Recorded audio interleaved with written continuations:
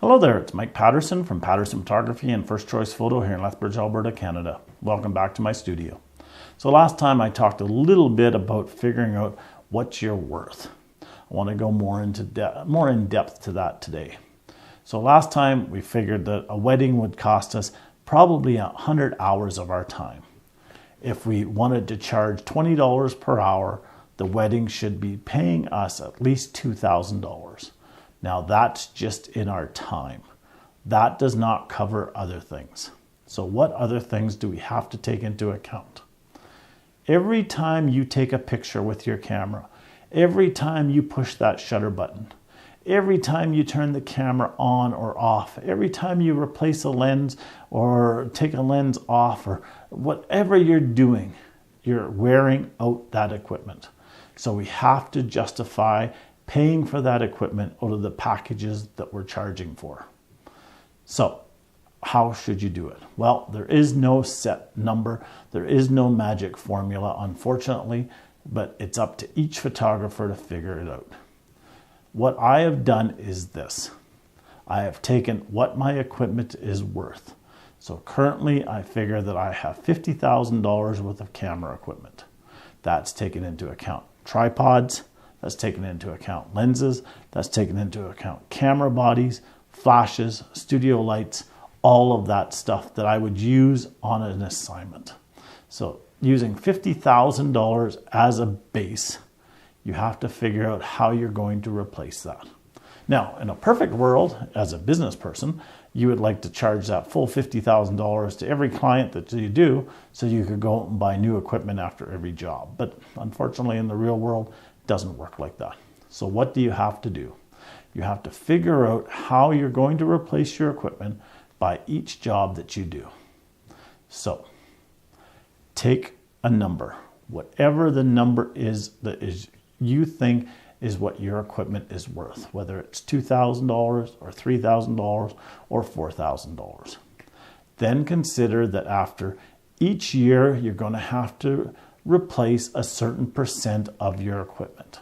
Maybe it's 5%, maybe it's 10%, maybe it's 50% of your equipment will need to be replaced after the end of a year.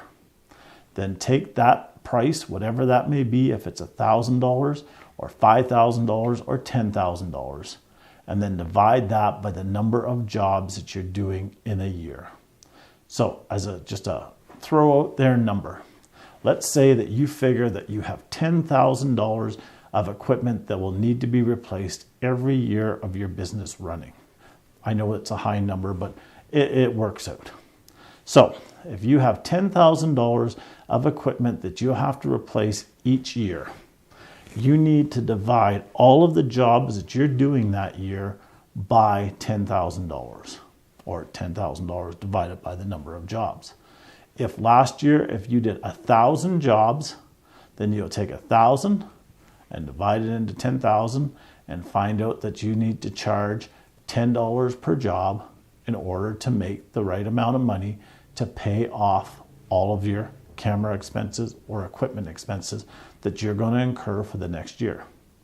If you have $10,000 of replacement stuff that you need to have replaced this year, and you have 2 jobs, well, obviously you'd have to charge each job $5,000 just for equipment.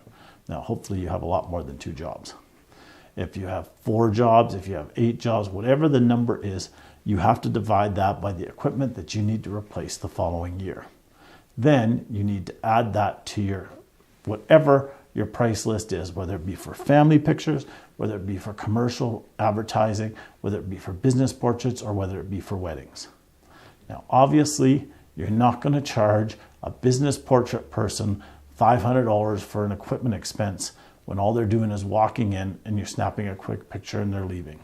So what I did years ago was I gave a rating scale to each job that I do. A 1 to passport photos, which I don't do anymore, a 1 to business portraits, a 1 to graduation portraits.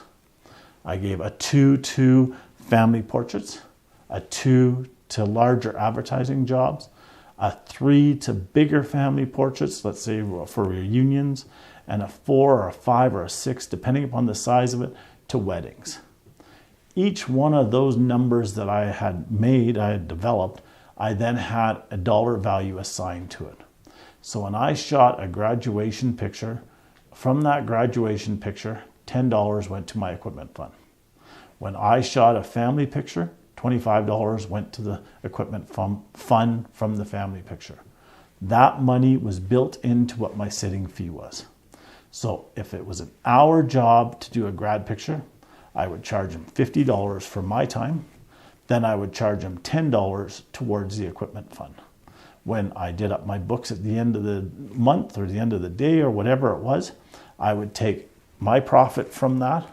I would take my equipment money and put that into an account, and then neither the two would ever mix again. After a certain amount of time, when I needed new equipment, I would have that money that was ready for me to take out of the equipment fund and be able to replace the equipment that needed to be replaced. It works well. At the end of about 15 years, I had enough money in my equipment fund to go and buy a $16,000 lens from Canon that was paid for. It had everything that I wanted in there.